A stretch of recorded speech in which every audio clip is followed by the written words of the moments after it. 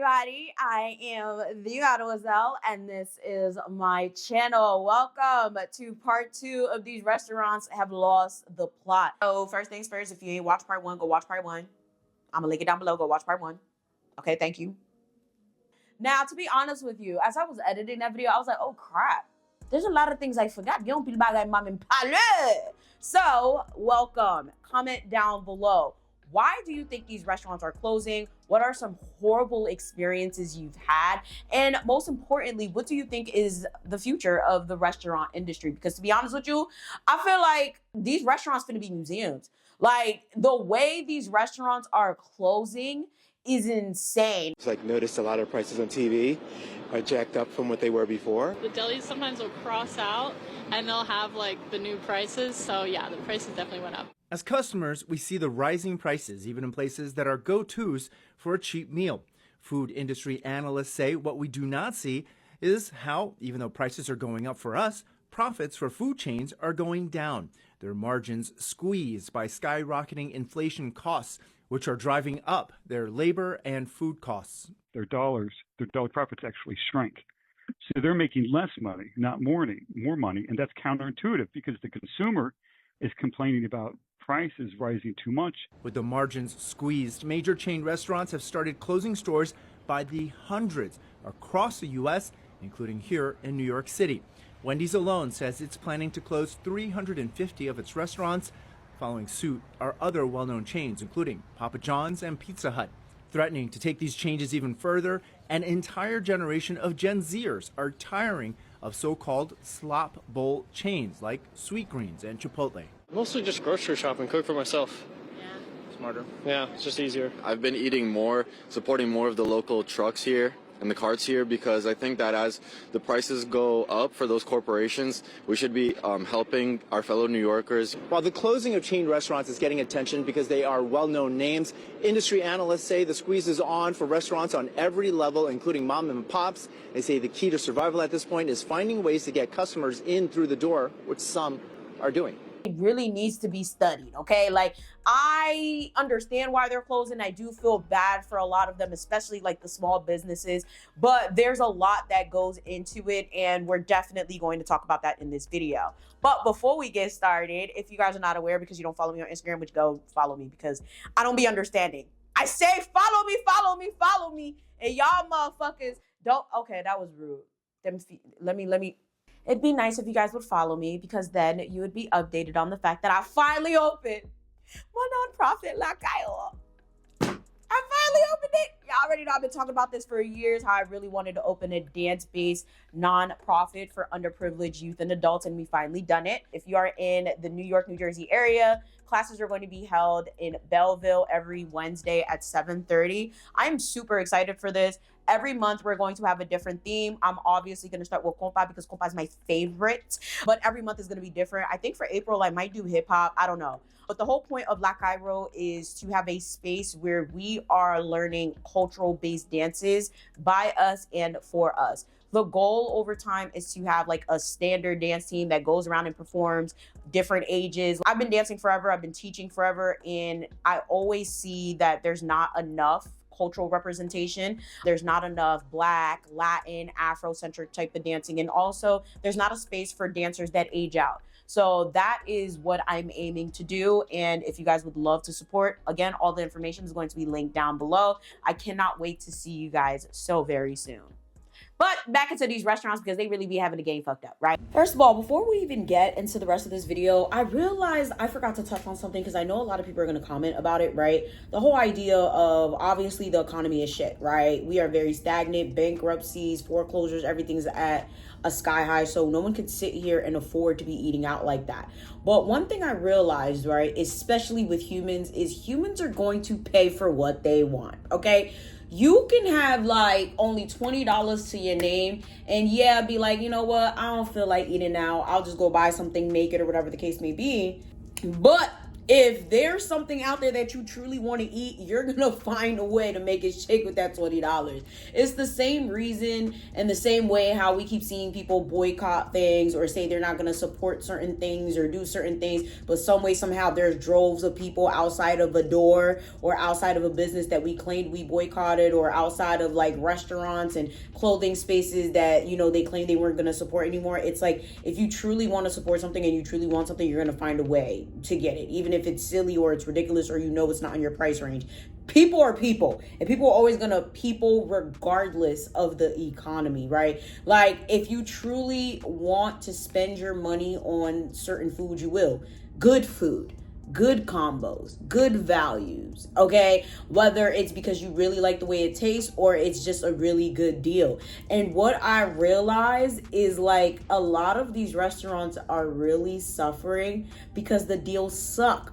Nobody wants to sit there and pay $30 for fast food. Like, I absolutely refuse. Like, it comes to a point where it's like, what is the point? Like, what am I getting? Like, if it's not something that I can at least eat later, I'm not spending more than $15. Like, literally, 15 is my max for fast food, unless it's like something I truly really like, to be honest. Because I'm not like, why would I spend $20 to $30 on something I could only eat once? Like, if it's gonna be $30, I gotta have leftovers, baby. If I don't have leftovers, then I'm not doing it. Like, that used to be my rule of thumb for ordering out all the time. Like, it has to be something that I can eat for more than one day. And it's still my rule of thumb. But at the same time, if I really do want something, I really want to try something, I really want to support something, I will. And that's what a lot of these restaurants are missing. The fact that people ain't trying to support this bullshit, because what are we paying for? So one of the main reasons a lot of these restaurants are closing is because a lot of them don't really understand what it means to be a restaurant owner. And honestly, all the money, the time, the energy, and the specifics it takes to open, run, and I guess sustain a restaurant, right? There are so many stories out there you will find of people talking about why they closed their restaurants or why their restaurants went to shit. So honestly, let's watch some of those videos. Hi, my name is Tyler Simone, and I am one of the co-founders of Sienna Wings. I know my partner has been doing these videos, letting you guys know the countdown of in which our store will be closing on May 10th. I founded this company at 19 years old and opened up my restaurant about a year and a half ago, and we're having to close in the next 10 days because our landlord is shutting down the building and they've asked all the vendors to leave. And we've just been asking you guys to please share our story and help us get the word out. I want to say thank you to everybody who's already gone ahead and done that, and for all the people who have been coming in saying that they've seen our videos and they just wanted their family to be able to try it. Hopefully we'll be finding a new home soon and you guys will still be able to get to enjoy Sienna Wings. But for now, please come in the last 10 days. I just wanted to let you guys know this is probably going to be our last few weeks to a month in business. It's just been terribly slow. We've tried the best we can. It's been some great times. Thankfully, you know, to all you guys that have supported us, we were able to do so many donation days and donate 50% of our profits from that day to families in need. We tried to give all we could. Thankful that we were able to feed so many people when they couldn't afford it. It's been a long, bumpy road, but it's hard, especially in a small town. It's really hard. But we gave it our all, 6.5 years. So this will probably be the last few weeks to a month. So if you want to stop in and show some support and get your pizza, get your wings, calzones, whatever, you know, it'd be greatly appreciated. Thank you guys for an amazing 6.5 years. I'm trying to be as transparent as I can without getting myself in trouble. But just so you all know, Romana has closed the restaurant in Newark. I was 25% owner. And one of the reasons why it closed is because one of our partners robbed us blind, basically. But anyway, there's a lot to that story, and I can't get into it because we are in litigation. But just so you all know, this experience has hit me very, very hard because I did it mainly to help my cousin because I'm not in the restaurant business.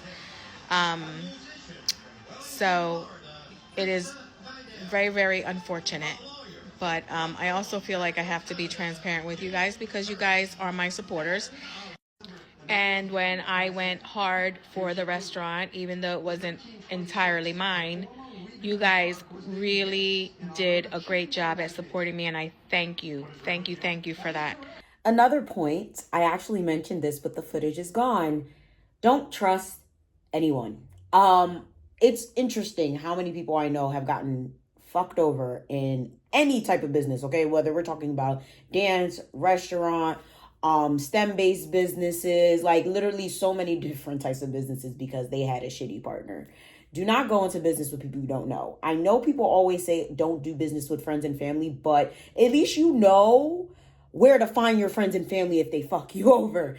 You mess around, you go meet somebody somewhere, you don't even know them from a can of paint, and they're like, oh, I want to invest, I want to be partner, and you let them. And trust me, coming from someone that has been in horrible business situations with different companies, don't trust anyone just because they can financially back you or whatever the case may be. Like, I've seen so many people's businesses fall apart from having a shitty partner. Running a restaurant requires a lot of planning, right? A lot of people kind of just go into the whole restaurant business of, oh, I like to cook, I like to make food, people like my food, let me open a restaurant. There's so much logistics behind running a restaurant that a lot of people do not take into account before they open. So if you guys are not aware, because it's something I really don't talk about like that, you would probably only know about this if you're on my Patreon, which join the Patreon or the free Discord, whichever, you know. I also have multiple channels, link down below. My family actually used to own a restaurant. My mom's nephew, I used to be very, very close to him. I'm very, very close to his kids. They're my cousins. And we had a family restaurant until, you know, my mom's nephew got divorced. It's a whole thing, but the restaurant was actually pretty successful for what it was, but that's because it was a very niche restaurant. It was in a predominantly white area. It was the only Caribbean restaurant in the area, and they were really good at like their margins and their costs because like we were the ones working in the restaurant, honestly. So they didn't really have too much overhead. Like, I don't even remember being paid. I might have to, you know what, let me know. The point is, right, it was pretty successful because there wasn't anything like it in the area, right? Now, the whole thing with the whole area thing is you can hit or miss with that. You can put something in an area where there's nothing like it and thrive, or you can put something in an area where there's nothing like it and flop because it's like, didn't nobody ask you for no damn chicken wings in this predominantly white area, right? Or, you know, you have the people that will flock to it because they want something new, or people that are Black that want Caribbean food. You know, like, it's very hit or miss, but also you should be testing your markets. You should be doing that research. You should be looking at the demographic that you have in order to get the prices in order, right? In order to think of your color scheme, your logos, like all of that matters. And I think a lot of people just be like, oh, well, I make amazing fried chicken, let me open a fried chicken spot, not understanding that maybe these people are healthy, maybe that's not part of their diet, maybe they don't want to ingest fried chicken and collard greens and mac and cheese because they're really watching their weight or their cholesterol or their diabetes. Maybe $80 steak is out of the price range for people that live in that specific area. But a lot of people kind of just go based off of, you know what, I live in the area, so I'm gonna open my restaurant in the area, but sometimes that's not the best thing, right? Like vegan spots, vegetarian spots, they're really popular, but let's be real, a lot of vegan and vegetarian spots would not fare well in a lot of smaller towns and a lot of smaller cities. Even though I'm very sure there's people out there that would love it, it's not something that's going to be wildly successful in those type of spots. Hence why you usually see a vegan or a vegetarian type of like restaurant in a bigger city because there's more people that will gravitate towards it. There is so many logistics that go into it. And unfortunately, a lot of these restaurants are closing, specifically the smaller ones, because they're not doing that market research. When it comes to bigger chains and stuff, they have people that do that. They have that, like, that's a job. They have people on payroll that look and map out these areas, see what type of people are there, see the demographic, and be like, all right, you know what? We have blue collar workers. Maybe we should open this here or open that here, or maybe it should be this size or a smaller scale or just a pickup store or just a drive-through. Like, you need to do that as yourself. Like, these bigger corporations, they have people that scout that out. Hence why you rarely see a chain close like that. And if you do, it takes a lot longer than it does a smaller business, right? The next thing is capital. Oh my God, the amount of money it takes to find a location, build it or renovate it, get it up to code, get your inspections, get your licenses, get the workers, pay the workers. Oh my God. I remember when my family opened that restaurant, Jesus, the amount of money. He kept complaining like, yo, this is so expensive. I'm spending so much money here, so much money. He was so upset. And as I got older and I started having other friends that opened restaurants and stuff, I started to see like, this shit better work. One thing about business is you're always gonna lose money. That's what happens. You're always gonna lose money, but you could always mitigate the risk of how much money you lose by knowing when to pull out and also by knowing what you need in advance and doubling it, right? So if you think it's gonna take $25,000 to open a restaurant, whatever that it is that you want, make sure you got 50. Because I guarantee you that 25 is going to run out ridiculously quick. The 50 is more than likely going to run out ridiculously quick because there's little things here and there that you just don't account for when opening this restaurant and in general in business, right? But I'll say for a fact, I don't think anything hurts more than having to close down a restaurant because it's so much money that goes into it and it's something that just gotta work. It either work or it don't.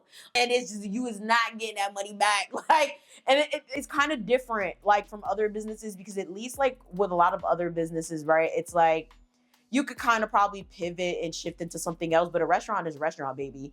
What you could do next is probably either private catering or like get a cottage license and do the shit out your house. But for the most part, like if you have an auto shop and it closes, you could still kind of do that shit in your backyard, right? If you have a hair salon and it closes, you could do hair in your house. But a restaurant, baby, it's like you put your all into that shit, it better work. Parce que tout l'argent va perdre sous bagay sa. All the money you finna lose ain't gonna be worth it. You're gonna be upset.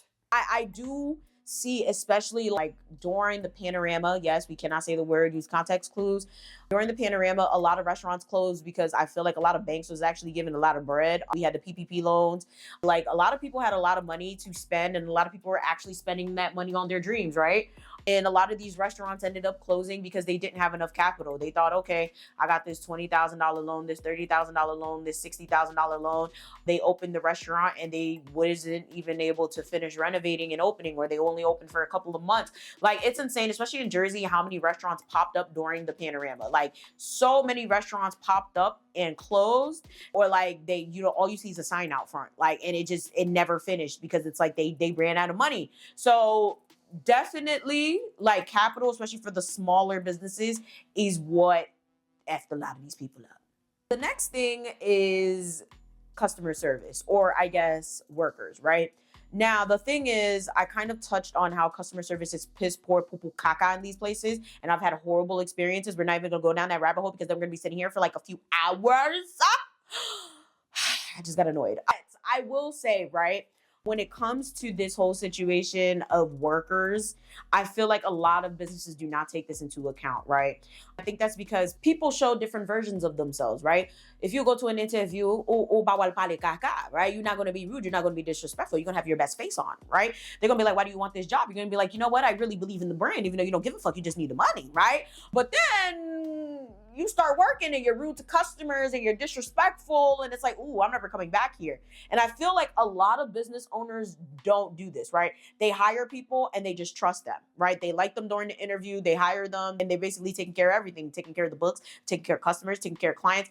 And I think that is one of the most ignorant things you could do as a business owner, because if you're going to hire someone and they're interacting with other people who are your customers or your potential customers, you have to do your due diligence in vetting them and actually being a fly on the wall. I'm not saying spy on them, but actually be there to see how they interact, actually collect feedback to know how these people are doing, right? Like in bigger chain restaurants, you'll see usually there's a survey like right after your checkout, right? If you get the price, you put in your card or you pay the cash and it's like, how was your service today? You put a smiley face or a sad face or a scale of 1 to 5.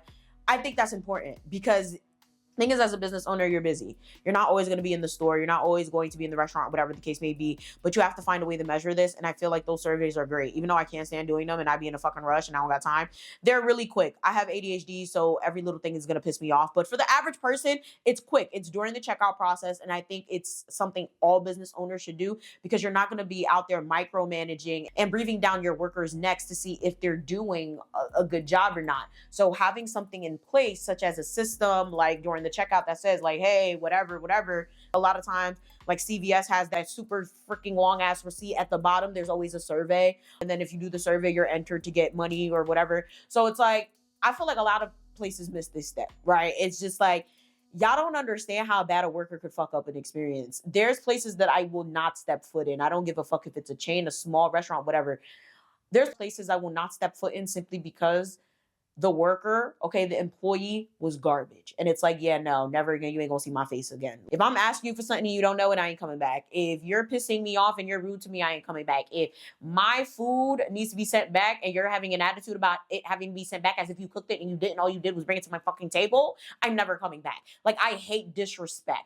Like, I can't, especially when it's like unwarranted and it is your job to do this job. If you hate doing your job, I'm not coming back. If you look miserable, I'm not coming back. Like, I'm one of those. I got really high standards when it comes to customer service and stuff like that, simply because I'm paying for a fucking service, do the service. Like, it just doesn't make sense. If you hate your job, don't do it. Go somewhere else. And yes, I understand the economy and it's hard to find a job, but don't ruin the customer experience for everyone else because you don't know what you want to do with your fucking life. Okay? I said what I said, I meant what I said, I'm gonna say it again. Another reason a lot of these places are closing is obviously competition, right? There's certain chain restaurants that do this so fucking stupid, but there's certain chain restaurants and just, small restaurants that do this very well, right? Like, I live in East Orange, and if any of you guys know about East Orange, y'all know about Main Street. There's a million fucking Caribbean restaurants. It doesn't make sense. And they're all like across the street next to each other. I swear to you, there's like one right here, and then there's one across the street, and then there's one diagonal, and then there's one down the street, and then there's one further down, and then you got a Jamaican restaurant in between with a Trinidadian restaurant across. It just doesn't really make any logical sense to me. However, I will say, right, if you're a diverse Caribbean eats type of person, it kind of works because like, all right, maybe I want Jamaican food today. Maybe I want Haitian food today. Maybe I want Trini food today. But it's too much competition. And that's why some of these restaurants do be closing, like recently, right? So boom, I was coming into my building and I really, really had to pee. Like, I was driving from Brooklyn, I had to pee, and I get to my door and then there's this guy waiting, I guess, for me to open the door. I live in a luxury complex, they don't play that shit. They be on some, do not open the door for strangers. So, okay, I was not gonna open the door, but I got to the door and he's like, wait. And I'm like, hurry up, I gotta pee. But anyways, like, he comes to the door and he's like, oh, I love your, what did he say? He said, I love your candidness. And he started laughing. He said, oh, I have a restaurant. Like, we really, really need the business. Can you come to the restaurant? Da, da, da, da. And I hear the Haitian accent. And I'm like, oh, are you seeing? He goes, oui. I said, oh, you Haitian? All right, I'll check it out. I ain't checking it out. I threw it out. I ain't gonna hold you. Because it was just like, there's like 20 Haitian restaurants down the street. We don't need another one. Like, do something else. Like, do something else. Like, I'm sick of it. Like, I'm sorry. And plus, I can cook. My parents cook, my man cooks. I don't need to buy Haitian food. I buy Haitian food to support Haitian business, but it's not something I sit there and go buy. If I'm buying food, I'm buying fast food, I'm buying Puerto Rican food, Dominican food. Like, I'm not buying Haitian food because it's like I could go to my parents' house and eat that shit. I do feel bad because, yeah. So he basically went around the building and he was putting like the flyers on the door. And I'm like, oh, that's cute. I can keep wild no business, no, because we already got like 6, and I'm not over exaggerating. There's literally like 6 in the same fucking vicinity. Like, so, and then if it's not Haitian food, it's Jamaican food or something of the sort. So I'm just like, a lot of you guys, and that goes back to my first point, you need to research before you just open shit near everyone. Like, if I can go to a Haitian restaurant here or a Haitian restaurant here, it's going to be based on price and taste and just so many different factors. People might just support you because you're Haitian in the beginning, right? People might support you because they know you, but eventually what is going to keep a customer coming back, especially if they already have their regular Haitian food spot or they can cook the food themselves. My next point is that a lot of these restaurants are really inauthentic and it annoys the fuck out of me, or they're too niche, which I think, okay, actually, let's break that up, right? I don't like inauthentic cultural food, right? And I don't want to say I hate fusion. I don't hate fusion because I like fusion and everything else. I love fusion dance. I love fusion art. I love me a little hip hop contemporary. I love me a compa jazz piece, right? But when we're talking about food, I think food should remain authentic. I do not want to go to a Mexican Chinese vibe. I don't. If I'm being taken there and I ain't paying for it, sure. But it's not something where I'm like, oh, I want some fusion food. Like, I can't. And I think it's really disrespectful to the cultures. And this is a very big, unpopular opinion. I think some people might agree with me, but also the inauthenticity of the food can be a huge contributing factor as to why a lot of these restaurants are closing. Like, I can't tell you how many Caribbean food places I've been, and there's not real Caribbean food. It's just Jamaican food and that's it. So just call it a fucking Jamaican restaurant. Like, and yes, Jamaica is part of the Caribbean, right? And yes, Y'all already know I went to school for broadcast journalism and then I went to school for public relations, right? I understand it's a marketing thing. I know not everyone loves Jamaican food. I know not everyone is going to understand all the flavors. So yes, sometimes you have to dumb some things down. But it's like, if I go to a Caribbean restaurant and I can't get an empanada, a beef patty, roti, like if I can't get a multitude of different things from different Caribbean cultures, don't call it a Caribbean restaurant. That's just my personal opinion. It's like, I feel like the shit just doesn't align, you know, or the places that be having like Haitian fusion. It's like Haitian American soul food. Bitch, I don't want that shit. Like, if I'm going to a Haitian restaurant, I want Haitian food. If I'm going to a Chinese restaurant, I want Chinese food. Don't piss me the fuck off making this shit American. Okay, like, it don't make no damn sense. It's like niggas that put ketchup on their halal. Why the fuck are you putting ketchup on your halal? If you don't want the full cultural experience, don't eat the cultural fucking food. That shit just really pissed me off because it's like, why can't we just have authentic food? Like, why can't we just have the food the way it was intended to be had? Why we gotta do all this goofy shit? Like, why are we fucking up niggas' cultures? Like, I could never understand it. And yes, I understand appeal, I understand marketing, but at the end of the day, you're alienating the people that are actually from these places or the people that actually genuinely enjoy that food. So definitely something to think about if you're trying to open a restaurant, or, you know, if you're trying to wonder like, yo, why are these restaurants closing? My final point, and that ties all of this together, is lack of experience, right? Now, if you guys are not aware, a lot of times when you see a corporate food chain, it is part of a franchise. A lot of people are franchise owners. It's not necessarily owned by the corporate store. Some of them are, but a lot of them are franchises. And it's crazy because a lot of these franchises suck. Like, for example, Subway. There's a Subway on every corner, and a lot of Subways are losing money. A lot of them have fought the company based off of this because it's like, what the fuck? Like, y'all got us placed in all these different places, and you're not making money because there's a Subway on every corner. But it's like, that goes into you being ignorant. Why the fuck would you open a Subway at this location when you know there's 3 walking distance from you, right? It goes into just not having the experience that you need to. I feel like people should not just own a franchise or own a restaurant just to own a restaurant. I feel like that's something you should do because you have the passion and you have the experience. There are certain things you could kind of get away with doing and then just paying other people to do it. You own it, you put the money behind it, and then, you know, whatever. But with things like a restaurant, it's not something that you should just open and be like, all right, I'm gonna let the franchise send me whatever it is that they need to send me for this to run and it's gonna be successful.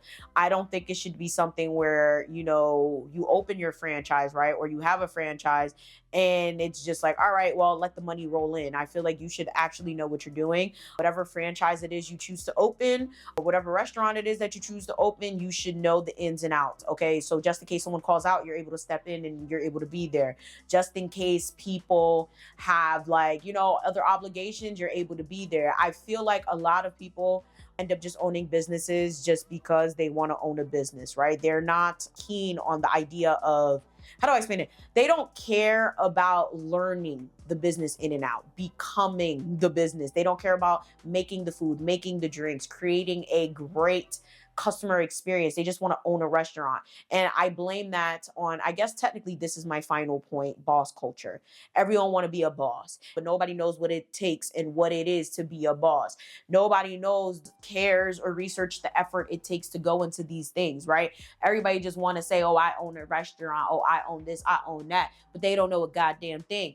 All they're doing is slapping a sign on a building and paying rent and serving food without a license. Like, let's be fucking for real. Like, a lot of y'all are not restaurant owners or franchisee owners or whatever. A lot of y'all literally just put money behind something and hope shit would shake and wanted to be able to go to these networking events and say you own a restaurant. Like, and that's part of the problem. And that's part of the reason a lot of these places are closing. There is no passion. There's no soul. There's no research. There's no sense. It's just literally a sign slapped on a building serving caca. And ain't nobody about to eat your caca. Okay, and now you guys are forced to reckon with the fact that especially these newer generations, okay, from millennials onwards, are not paying for the caca. We want to spend our hard-earned money on really good food. Like, one thing about me, I'm gonna spend money if it's convenient, and I'm gonna spend money if I really like it. If I don't like it, I don't give a fuck, send it back. If I don't like you, if you're rude to me, I don't give a fuck, no tip. I don't care. And that's what y'all need to realize. Ain't nobody about to just pay for your shit no more. So with that being said, Again, comment down below. Let me know what you guys think about the restaurant business and why a lot of them are closing. Have you had any crazy experiences? Have you owned a restaurant? Comment down below. Thank you guys so much for watching. Again, join the Patreon. Make sure you guys tap into the dance classes if you are in New Jersey. I would love to see you there. I do have multiple channels. Everything you need is going to be linked down below. Shout out to all you guys on the Patreon, the Discords, as well as the memberships. I appreciate it more than anything. Make sure you guys like, share, and subscribe. And I'm going to see y'all next time.